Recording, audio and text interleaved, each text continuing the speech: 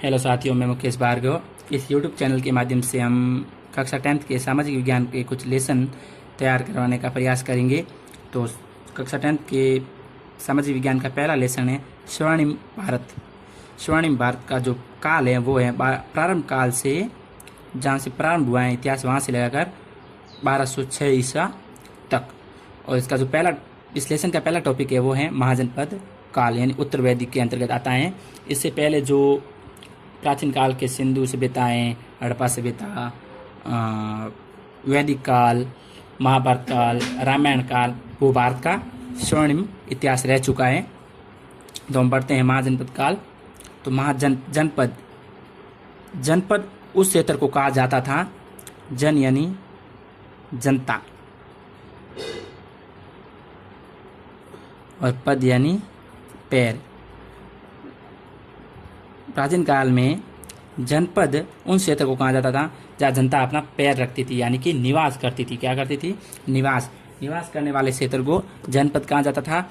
छोटे छोटे जनपद आपसी मतभेद के कारण लड़ने लगे और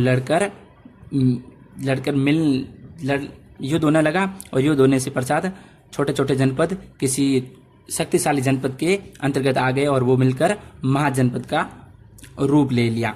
तो छोटे छोटे जनपद जो थे वो मिलकर महाजनपद बन गए। जैन बौद्ध ग्रंथ अगुत्तर निकाय और जैन ग्रंथ भगवती सूत्र। बौद्ध कौन सा है? अगुत्तर निकाय, बौद्ध ग्रंथ अगुत्तर निकाय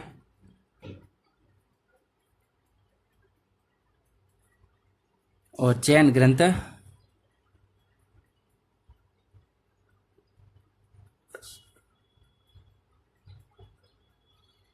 भगवती सूत्र के अनुसार हमें इतिहास में इनका उल्लेख मिलता है, महाजनपदों का, और संख्या थी इनकी 16। पाणिनि का एक ग्रंथ है जिसमें 22 महाजनपदों का उल्लेख मिलता है, परंतु अधिकांश इतिहास में हमें 16 महाजनपदों का उल्लेख मिलता है, जिसमें बौद्ध ग्रंथ अगुत्तर निकाय भी हैं, जैन ग्रंथ भगवती सूत्र भी है, और अपने हिंदू धर्म में जो रामायण है, महाभारत है, उसमें भी हमें 16 महाजनपदों का उल्लेख मिलता है। तो हम देखते हैं महाजनपद 16। इसके लिए मैंने एक खुद ट्रिक बनाई है। वो ट्रिक है जिसे आप आसानी से याद कर सकते हैं। तो वो ट्रिक है AMK VCGPS। अब इस ट्रिक को तो मैंने सिर्फ 8 वर्ड में ले लिया है, 8 अल्फाबेट में, परंतु ये 16 महाजनपद है तो इनकी है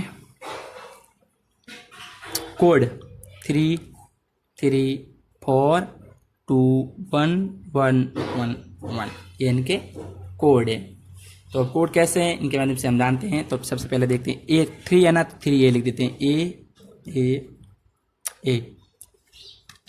तो अब देखो, सबसे पहले ए के ऊपर आता है अंग, ये है महाजनपद। यहाँ लिखेंगे उसकी राजधानियां। फिर आता है अवंती,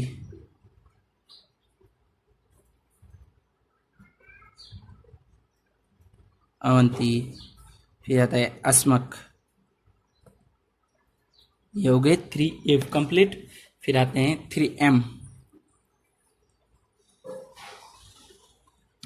तो 3M है, वो है मगध,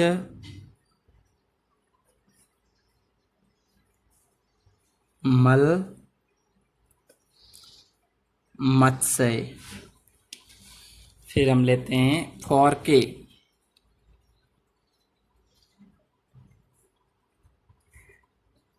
ये हो गए 4K हो गए। तो 4K सबसे पहले लेते हैं हम कुरु, कौशल,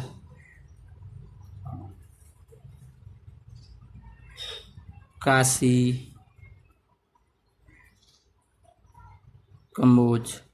फिर आते हैं डबल V2 वी यानी वजी वत्स। देखो पहला अल्फाबेट के हिसाब से हैं। फिर आता है सी। सी क्या है?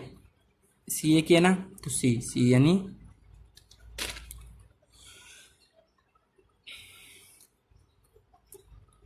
चेदी।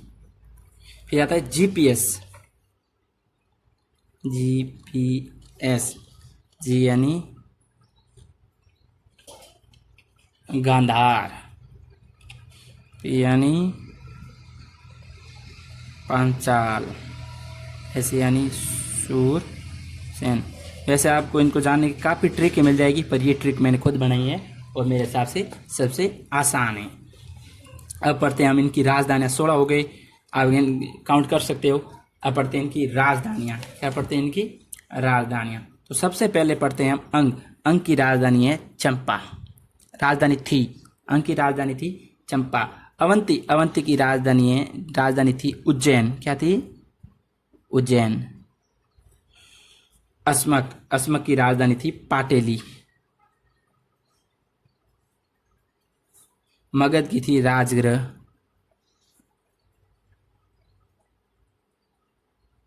मल की थी कुशीनारा।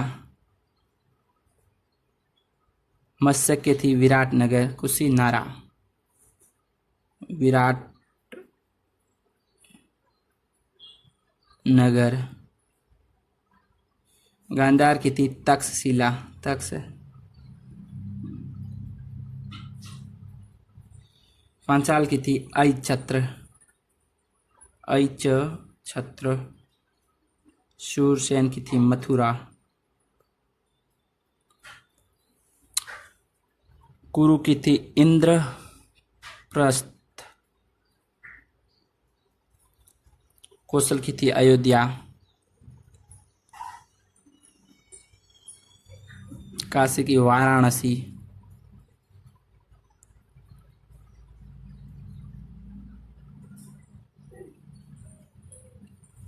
कंबोज की थी राजपुर।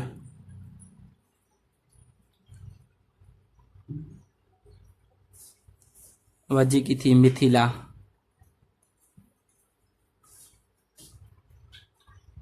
और वत्स की थी कौशाम्बी।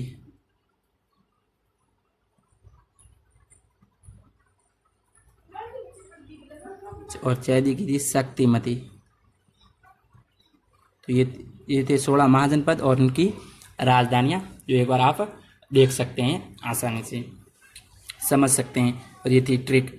ए अंग, अवंती, अस्मक, त्रि हो गए। एम यानी मगध, मल मत्स्य, के यानी कुरु, कौशल, काशी, कंबोज, वी यानी वज्जीवत, सी यानी चेदी, GPS यानी गांधार, पांचाल और सूरसेन। और इनके कोड के हिसाब से आप कर सकते हो। 3 A है तो ये 3, M के 3, K के 4, V के 2, C के 1, GPS का 111।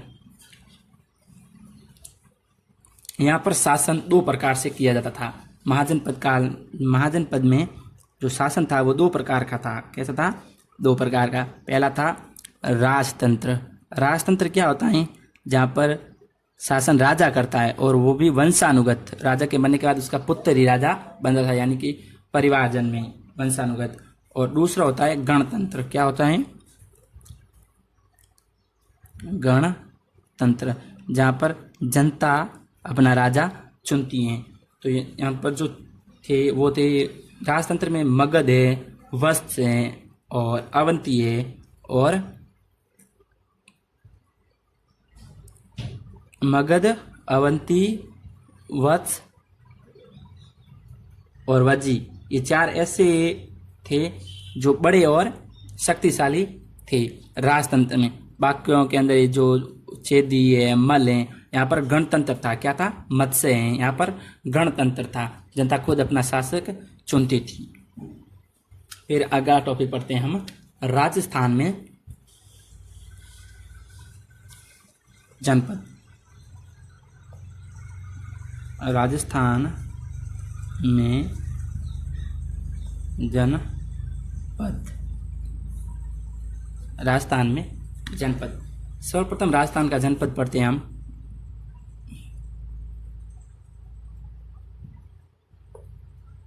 जांगला, क्या पढ़ते हैं, जांगल जनपद।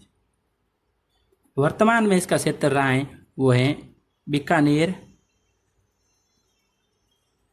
वर्तमान का क्षेत्र मान ले तो बीकानेर और जोधपुर, पहले उसे जांगल प्रदेश कहा जाता था। बीकानेर और जोधपुर वर्तमान क्षेत्र है, कैसा क्षेत्र है, वर्तमान। और इसका उल्लेख महाभारत काल में मिलता है, कैसे, कहाँ पर,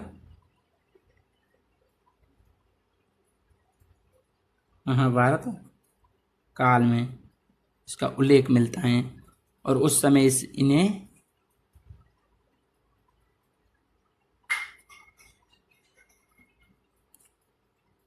कुरु जांगला व माद्रे जांगला के नाम से जाना जाता था। कुरु जांगला और माद्रे जांगला के नाम से जाना जाता था। और यहाँ से शासक था वो था बीकानेर के राजा, कहाँ का, जो इस जांगल प्रदेश जनपद पर शासन करता था वो बीकानेर का राजा था। और राजधानी थी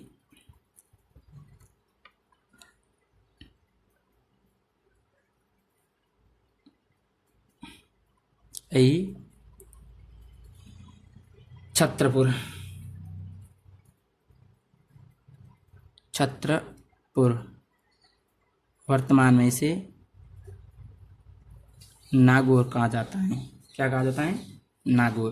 तो ये राजस्थान का पहला जनपद था, जांगल जनपद, जहाँ जो वर्तमान बीकानेर और जोधपुर का क्षेत्र है। और इसका उल्लेख महाभारत काल में मिलता है। उस समय इसे कुरु जांगला और माद्रे जांगला के नाम से जाना जाता था। और यहाँ का शासक था वो बीकानेर का राजा था जो शासन करता था। और इसकी राजधानी थी जांगल प्रदेश की, जो वो थी आई छत्रपुर यानी कि नागौर। अब पढ़ते हैं दूसरा मत्स्य। ये जनपद न होकर महाजनपद था, क्या था, महाजनपद, जिसका क्षेत्र था वर्तमान में जयपुर के आसपास, जयपुर के आसपास का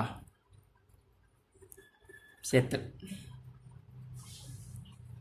राजधानी थी विराटनगर, जिसे वर्तमान में बैराट नाम से जाना जाता है। राजस्थान में इसका क्षेत्र जयपुर के आसपास का क्षेत्र भी था और चंबल की पहाड़ी से लगाकर सरस्वती नदी तक फैला था।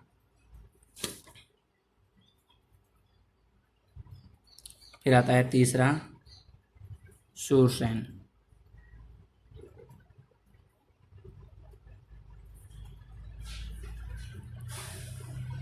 जिसका क्षेत्र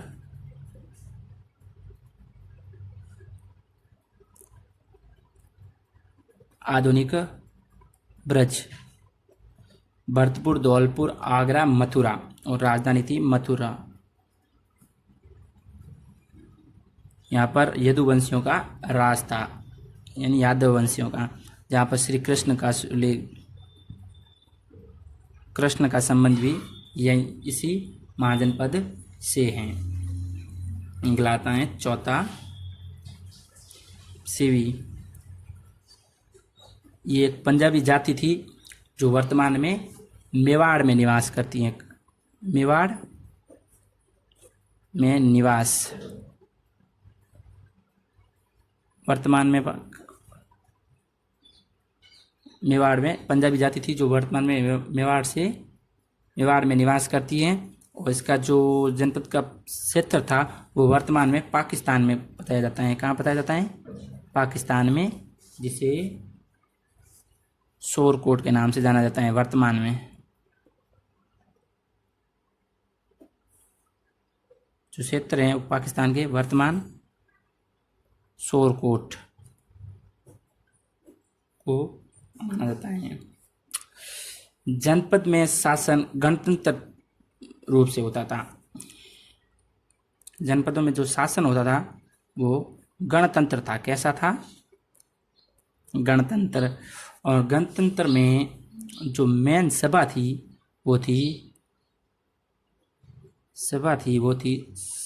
संस्थागार। जो गणतंत्रों का शासन था वो भी कुलीन वर्ग के हाथों में था, परंतु गणतंत्र था। और जो मेन सभा थी वो संस्थागार थी, जिसमें सभी सदस्य बैठते थे और ये वहाँ के नियम कायदे बनाते थे।